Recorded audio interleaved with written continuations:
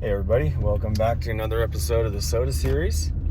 I'm on my way over to East Reynolds Peak. That's something I've skied dozens of times, but I only get up there in the summer when I'm hunting because it's a good spot to scout from, or I guess in the fall. So gonna go check it out and take you guys on the trail with me. The trail is really mellow, so nothing seriously notable until you get to a lake.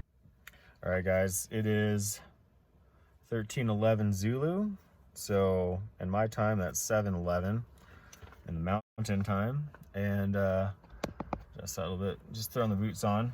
I just weighed my pack because I'm curious, like, how much am I carrying up here? Between the HT and the ASU FT891 and the 6 amp hour battery and everything else, that's at 21 pounds, including the pack itself. I drink a ton of water, so if you think you drink a lot, you haven't hiked with me. So I go through a lot of water, therefore my pack is heavy. That's kind of why I have to use the bladder.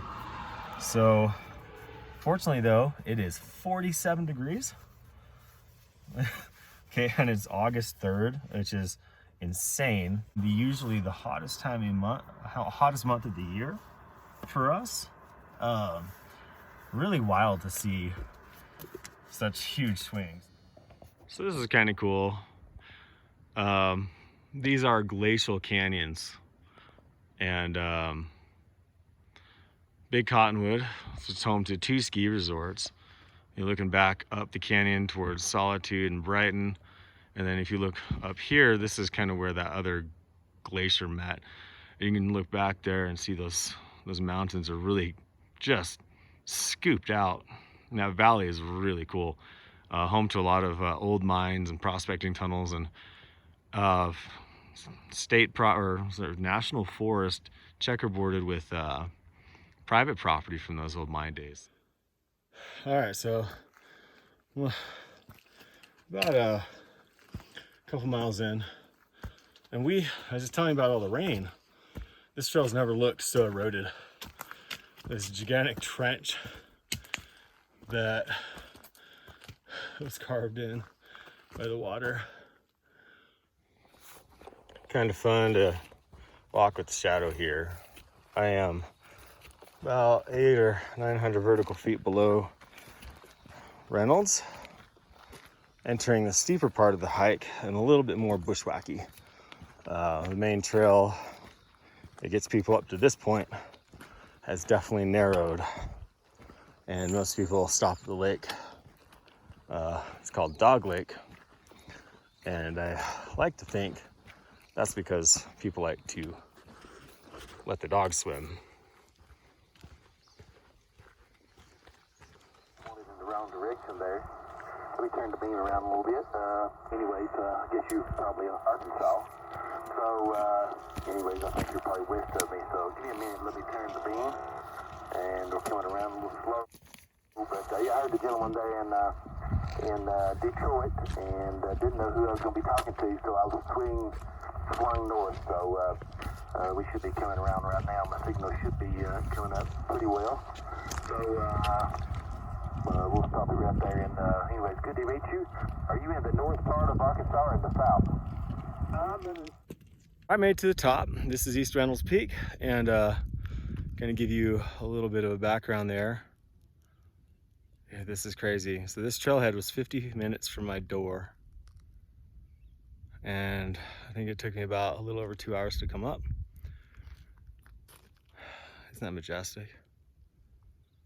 Anyway, the last part was super steep. It definitely felt my knee acting up on that one. I got up here about an hour ahead of schedule, or ahead of when I planned to be activating. So probably going to go ahead, set up and spot early. All right, see that canyon? That's Cardiff Fork. A lot of mining happened up in there back in the late 1800s through early 1900s, and you can go up there and see some remnants, but a lot of it's kind of just falling apart. But you can see how the glacial action kind of carved it up to pieces and made that big canyon. It just cleaned out a lot of the dirt, left a lot of rock. In the foreground here, in the center, that's Kessler Peak. And that is actually, it's a dangerous mountain if you don't know what you're doing in the winter. And even if that's the case, even if you know what you're doing, it's still a dangerous mountain. And I still see a little bit of snow off right there.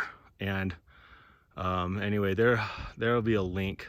I'll post a link to a video about a tragic accident involving actually a avalanche forecaster for UDOT. It's just rattled the entire backcountry skiing community. A couple springs ago, that double notch peak, that is a Twin Peaks, we skied off that kind of yellowish looking summit. That was one of the scariest skis of my life, and probably don't need to repeat it. But that big one, let's see, center with kind of the chunk carved out, that is Dromedary Peak.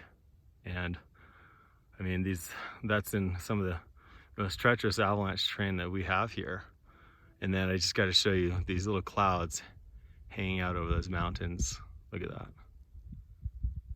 And that's looking back over towards Snowbird. So it's kind of cool where I am. I have access to a number of repeaters, and I thought it might be kind of fun to experiment today using some 2-meter simplex. So I'm going to try to do that here after I do some HF activation. But I just wanted to kind of give you a tour. Kilo India 7 whiskey, is that Whiskey Ocean, Papa? Juliet Papa, QSL, Juliet Papa. India Papa.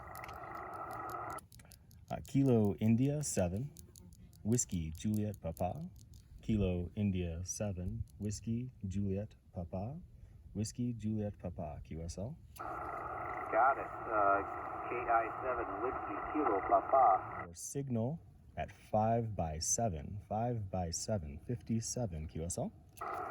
Okay, 5x7. Thank you very much. Appreciate it. Handle here is Bob. If you are QSLing via QRZ, just put the /P in there because I do all my POTUS stuff with the portable call sign. Okay, I want to show you something really cool, especially for summits on the air. This is my Garmin Fenix 3, and you can see Mountain Standard Time on the main clock. But I downloaded this face because it has UTC. See that? No matter what time zone I'm in, I have UTC. And so when I'm logging my contacts, you just look at my watch and know exactly what UTC I'm looking at. So no more mistakes there. Here's another really cool one. Grid locator, waiting for GPS. Oh, that's so cool. In the northern Uintas, so I'll be pretty much out of radio, although hopefully I still can reach Don from the Medicine Butte intertie repeater north of Evanston. But anyway, just heard you chatting, and yeah, someday let's chat on 6.2 and talk about your backcountry experience and so forth. All right, just so I don't look super crazy, this is a busy trail. Just want to say I had a good activation. Bands were a little troublesome, but it was good.